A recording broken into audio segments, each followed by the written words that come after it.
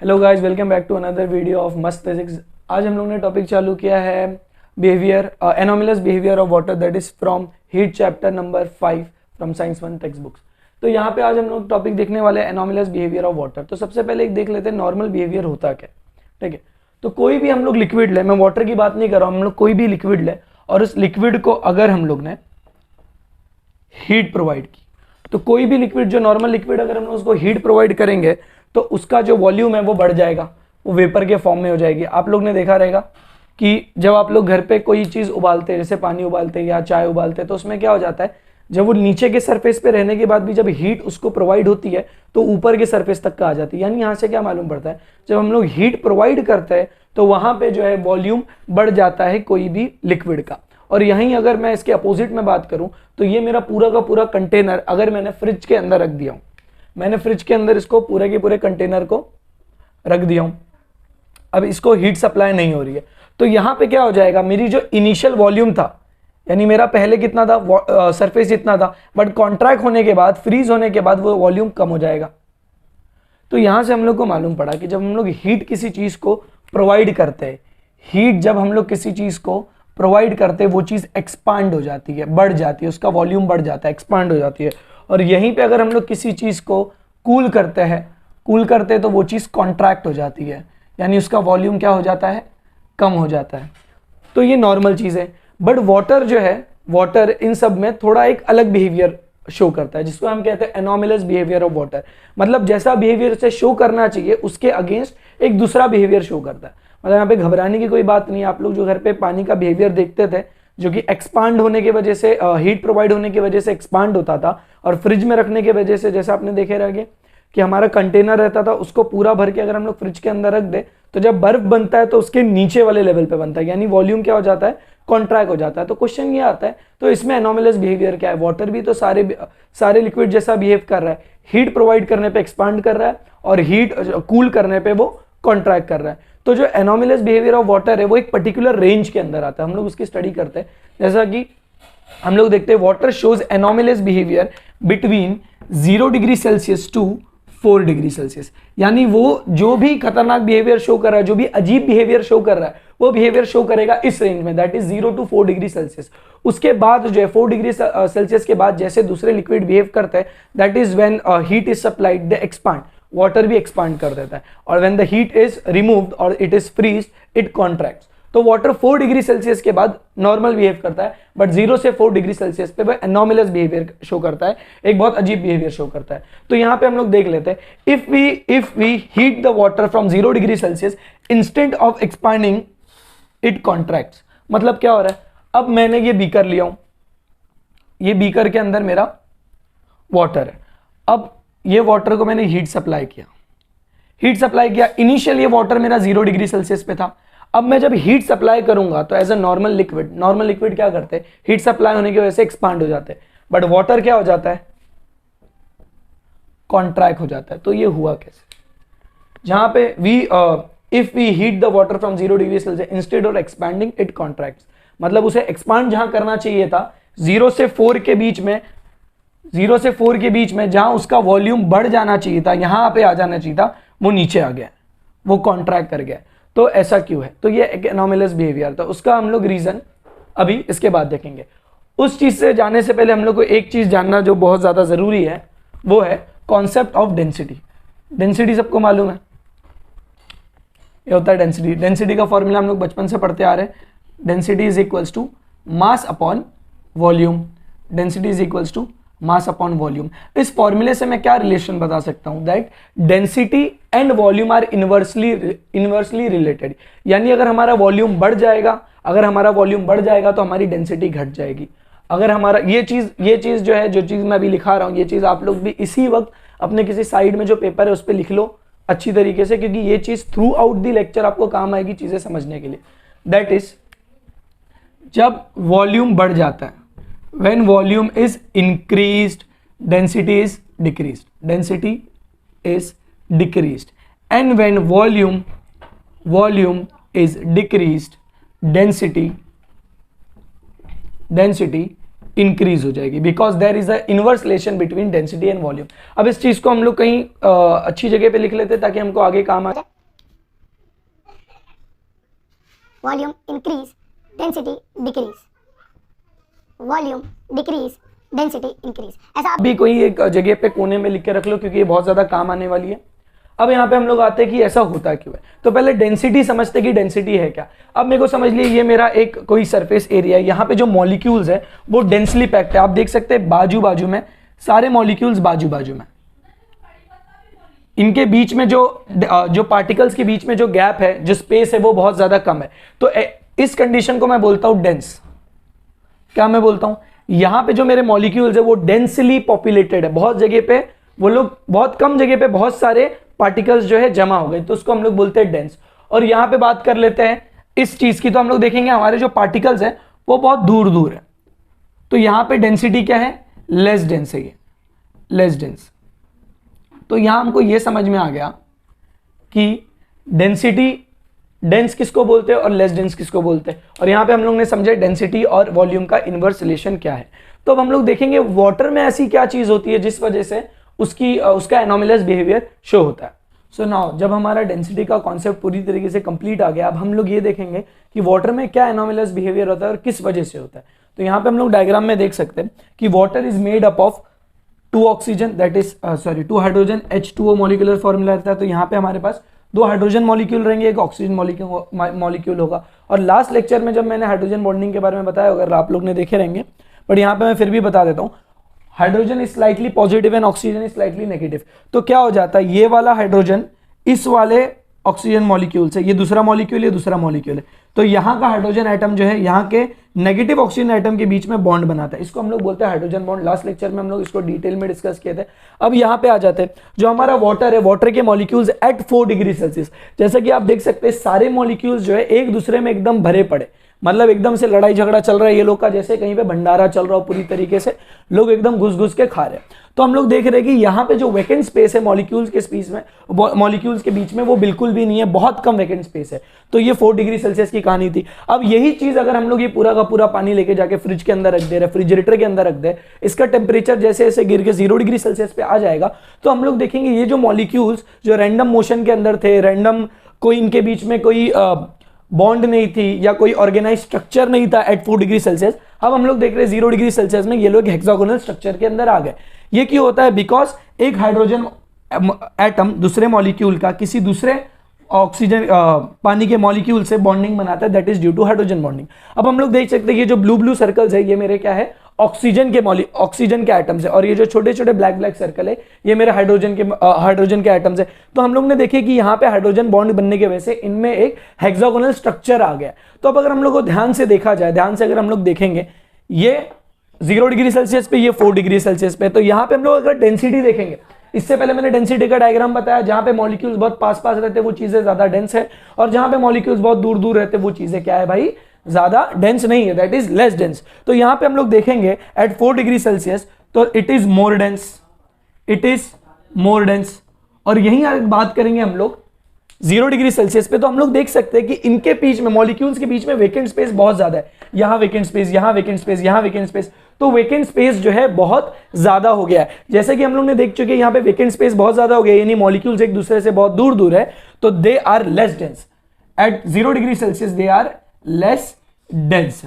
तो अब हम लोग को यह समझ में आ गया है कि water at 4 degree Celsius is more dense then the water at 0 degree Celsius. अब मैंने वहां पे बताया था डेंसिटी और वॉल्यूम का इनवर्स रिलेशन। तो अगर हम लोग ध्यान से बात करेंगे, तो यहां पे क्या है, इस कंडीशन पे at 0 degree Celsius, at 4 degree Celsius water is more dense as the density is increase. तो यहां पे मैं बोल सकता हूं कि वाटर सबसे ज्यादा डेंस यहां पे रहेगा, तो वॉल्यूम सबसे ज्यादा कम यहां पे रहेगी, volume decreases, volume is less volume हो गया। यहां पे डेंसिटी ज्यादा है तो यहां पे वॉल्यूम क्या हो जाएगा भाई, कम हो जाएगा। और यहां की अगर मैं बात करूंगा, यहां पे डेंसिटी जो है वो बहुत ज्यादा कम है, तो हमारा वॉल्यूम क्या हो जाएगा, इंक्रीज हो जाएगा, वॉल्यूम विल बी इंक्रीज्ड। अच्छा, यहां तक की हमारी बात क्लियर होगी। अब हम लोग बात करते हैं एक इंसिडेंट जो हुआ था हमारे पास में पिछले कुछ, मेरे ख्याल से बहुत टाइम गुजर गया। टाइटैनिक का नाम सब लोग ने सुने रहेंगे। तो टाइटैनिक जो कि एक बहुत बड़ा क्रूज था, वो पानी के अंदर डूब गया।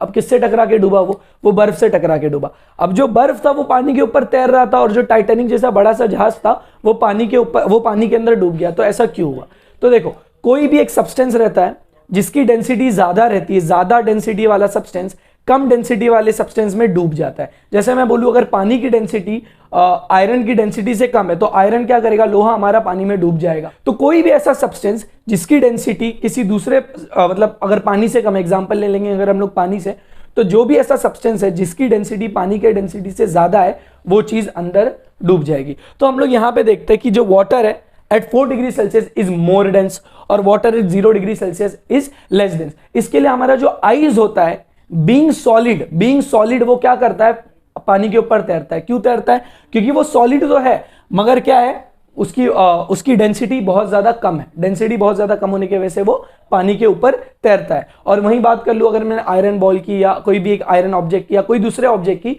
जिसकी डेंसिटी पानी की डेंसिटी से ज्यादा है तो वो चीज डूब जाएगी। तो यहां हम लोग को ये चीज मालूम पड़ गया कि बर्फ, ice being a solid floats on water because it is less dense then water. अब देख लीजिए ये स्टेट है, यहां पे डेंसिटी ज्यादा है, यहां पे डेंसिटी कम है, तो इसके लिए हमारा आइस जो है वाटर के ऊपर तैरता है। अब so just now we discuss that 0 degree Celsius पे वाटर जो अपना आइस है उसकी डेंसिटी जो है वो कम रहती है, इस वजह से उसका वॉल्यूम जो रहता है वो मोर रहता है। और इस कंडीशन में बात करूं तो यहाँ पे डेंसिटी जो पार्टिकल्स है वो क्लोजली पैक है तो डेंसिटी ज्यादा है। अब डेंसिटी ज्यादा होने की वजह से वॉल्यूम कम होता है। अच्छा, इससे पहले हम लोग एक नॉर्मल सी चीज देखते हैं कि अगर मैं कोई भी चीज को हीट प्रोवाइड कर रहा हूं तो समझो अब ये वाले लेवल पे था, बट हीट प्रोवाइड करने की वजह से ये चीज कहां पहुंच गई, इस लेवल पे। तो मैं क्या ये बोल सकता हूं इस पे जो मेरा पहले वॉल्यूम था वो इतना था, लेकिन अब जो वॉल्यूम है वो इतना हो गया। तो यहां पे मैं बोल सकता हूं कि जब मैं चीजों को हीट प्रोवाइड करता हूं तो ये एक्सपांड करती है मतलब वॉल्यूम इंक्रीज हो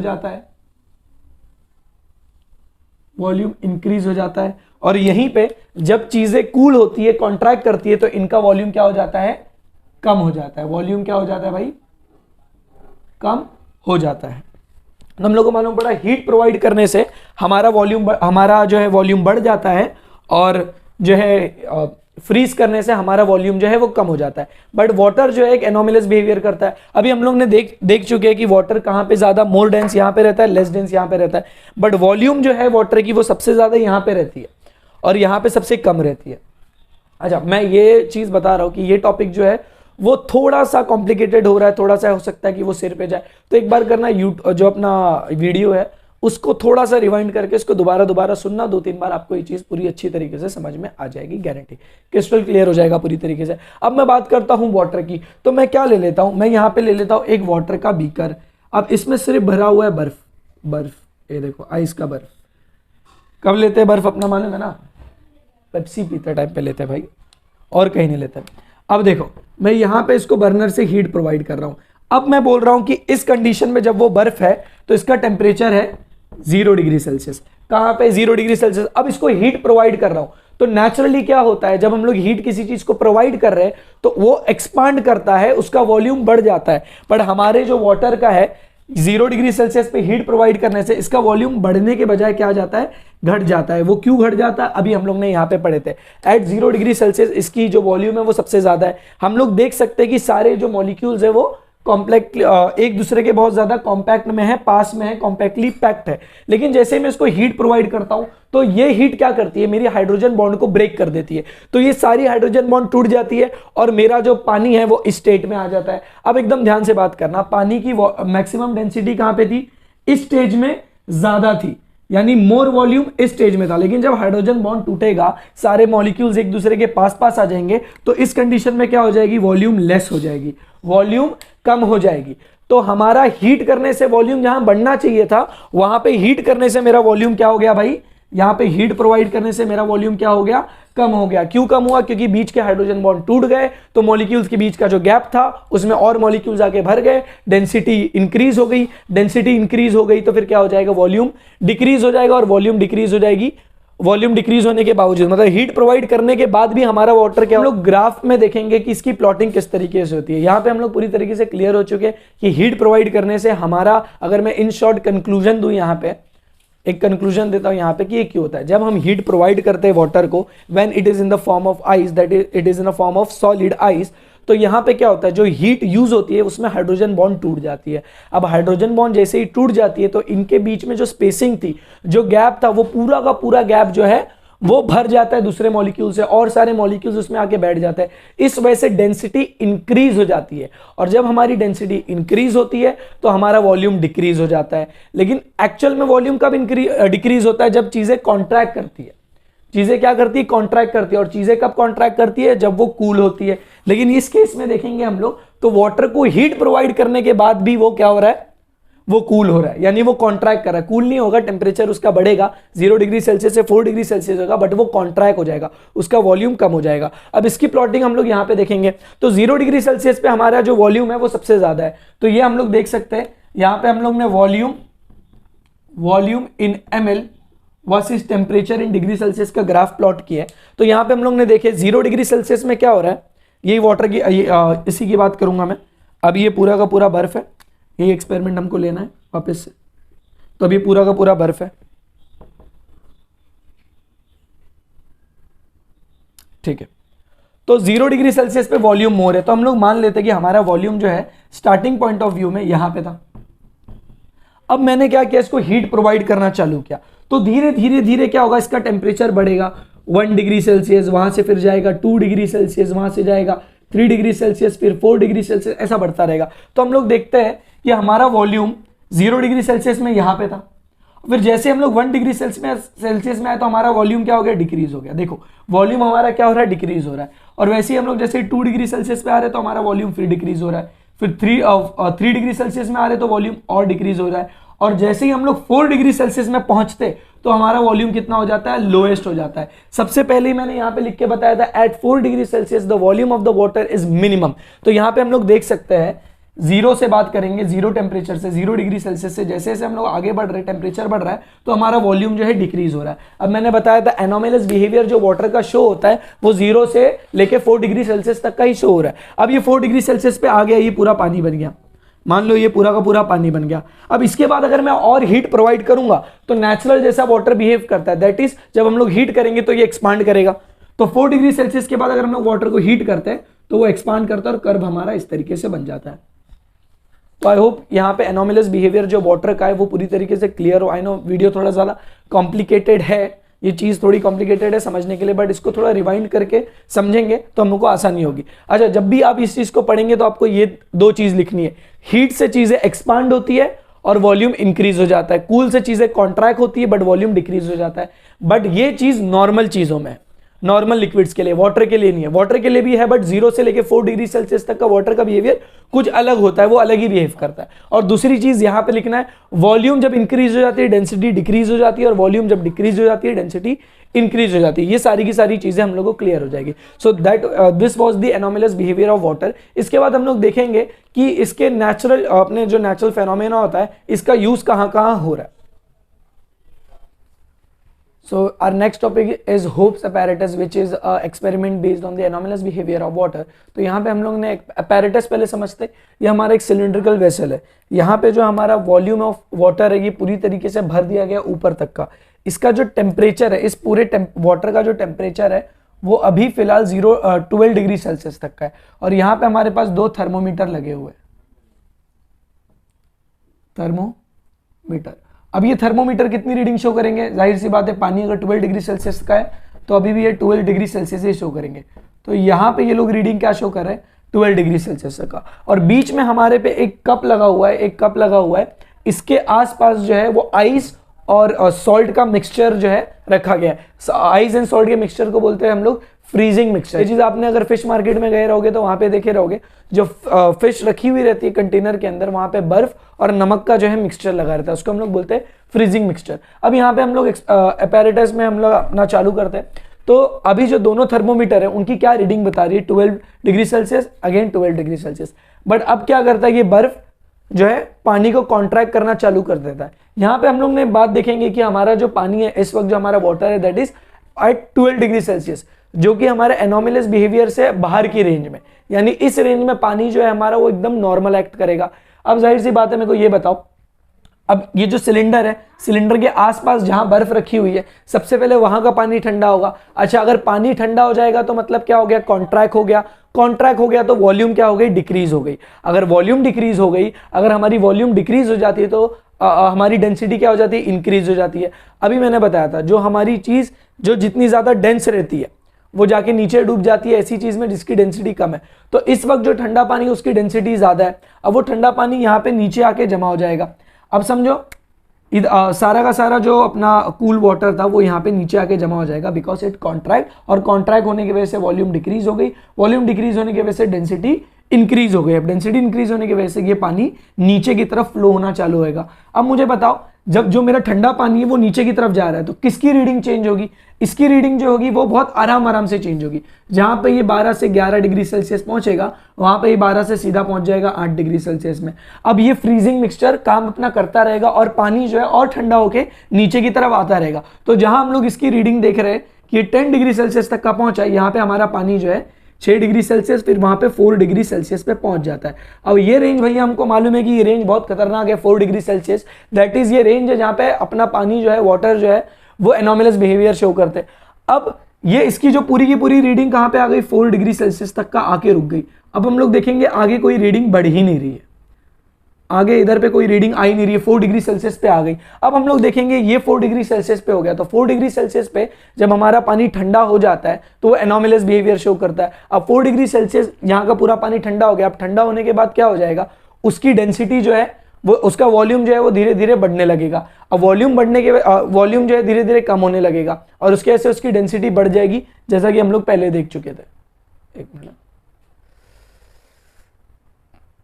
फोकस टूट गया हमारा, ठीक है, इसको वाम्पिन से रिम शूट करना पड़ेगा। रिम शूट करो कि इधर से ही चालू कर दो, एडिटिंग में देख लूंगा, ठीक है। तो हम लोग ने जहां पे देखे हमारा पूरा का पूरा जो बर्फ था और जो पूरा का पूरा ठंडा पानी था उसकी डेंसिटी बढ़ने की वजह से वो नीचे आके जमा हो गया। तो यहाँ का थर्मोमीटर का जो टेम्परेचर है वो फास्ट डिक्रीज होने लगा कंपेयर टू द थर्मोमीटर 2। इसको मैं बोल देता हूँ थर्मोमीटर 1, इसको मैं बोल देता हूँ थर्मोमीटर 2। तो इसका टेम्परेचर बहुत जल्दी कम हो रहा है और इसका टेम्परेचर बहुत धीरे धीरे कम हो रहा है। अब यहाँ पे जब हमारा 4 डिग्री सेल्सियस का पूरा पानी जो है जमा हो चुका है 4 डिग्री सेल्सियस में, अब 4 डिग्री सेल्सियस को अब अगर हम लोग और हीट प्रोवाइड, अगर हम लोग और कॉन्ट्रैक्ट करेंगे तो इंस्टेड ऑफ कॉन्ट्रैक्टिंग वो क्या कर जाएगा, एक्सपांड कर जाएगा, बिकॉज एनोमलस बिहेवियर है। अगर वो एक्सपांड कर जाएगा तो उसकी वॉल्यूम क्या हो जाएगी, उसकी वॉल्यूम हो जाएगी इंक्रीज, और वॉल्यूम इंक्रीज होने की वजह से उसकी डेंसिटी क्या हो जाएगी, डिक्रीज हो जाएगी। अब जिसकी डेंसिटी डिक्रीज हो जाएगी वो पानी अब कहाँ ट्रेवल करेगा, अब वो ऊपर की तरफ ट्रेवल करेगा। तो हम लोग यहाँ पे क्या देखते हैं, हमको रीडिंग क्या आती है कि 4 डिग्री सेल्सियस के आने के बाद यहाँ पे थर्मोमीटर की रीडिंग 4 डिग्री सेल्सियस पे अटक गई है। अब जो ठंडा पानी वो ऊपर की तरफ ट्रेवल कर रहा है बिकॉज इसकी डेंसिटी डिक्रीज हो गई है। अब पूरा का पूरा ठंडा पानी यहाँ आ जाएगा। तो हम लोग देखेंगे कि यहाँ पे जहाँ पे हमारा टेम्परेचर 4 डिग्री सेल्सियस पे स्टे हो गया, स्टैग्नेट हो गया, रुक गया, यहाँ पे 10 डिग्री सेल्सियस के बाद सीधा पानी हमारा 8 डिग्री सेल्सियस और उसके बाद 6 डिग्री सेल्सियस और वहां पे सीधा आ जाएगा 4 डिग्री सेल्सियस।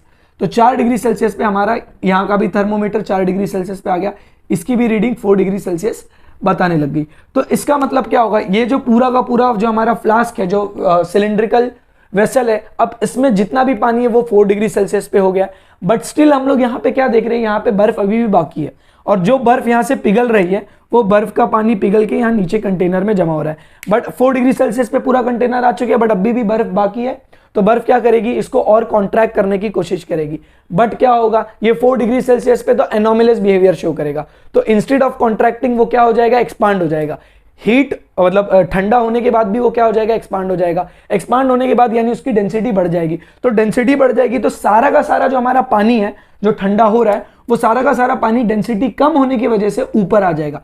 जो कि मैंने पहले बताया था, बर्फ की डेंसिटी क्या हो जाती है भाई, बर्फ की डेंसिटी होती है कम, इसके लिए वो सरफेस पे तैरता है। तो सारा का सारा पानी इधर आके सरफेस पे जो ठंडा पानी ऊपर की तरफ आ जाएगा। और जब वो एकदम टेम्परेचर कम होते जाएगा तो दोनों, जैसा कि हम लोग देख सकते हैं कि इसका 4 डिग्री सेल्सियस था, इसका 4 डिग्री सेल्सियस है, लेकिन सबसे पहले ऊपर वाला टेम्परेचर क्या हो जाएगा, सारा का सारा ठंडा पानी ऊपर आ रहा है तो इसका टेम्परेचर 4 डिग्री सेल्सियस से आ जाएगा 0 डिग्री सेल्सियस पे। कहाँ जाएगा भाई, अब आ जाएगा ऊपर वाला, सिर्फ ऊपर वाला 0 डिग्री सेल्सियस पे आ जाएगा। अब ऊपर वाला जब हमारा 0 डिग्री सेल्सियस पे आ जाएगा तो यहाँ से सिंपल सी बात है, 0 degree Celsius is the freezing point. तो यहाँ का जो बर्फ, यहाँ का जो पानी रहेगा वो बर्फ बन जाएगा, यहाँ का पानी जो रहेगा वो बर्फ बन जाएगा। इसके लिए हम लोग देखते हैं, जब हम लोग किसी कंटेनर को फ्रिज के अंदर पानी भर के रखते हैं तो सबसे पहले उसके ऊपर का जो लेवल होता है वो सबसे पहले बर्फ बनता है, फिर नीचे जाके पूरा पानी बर्फ बनता है। अगर हम लोग एक्सपेरिमेंट देखेंगे तो ऊपर एक पतली सी लेयर बन जाती है बर्फ की, अगर उसको हम लोग तोड़ेंगे तो नीचे अब भी पानी मौजूद रहता है। तो सबसे पहले पानी कहां बन गया? On the surface of water, ऊपर वाले सरफेस पे। अब ये थर्मोमीटर 0 डिग्री सेल्सियस पे आ गया।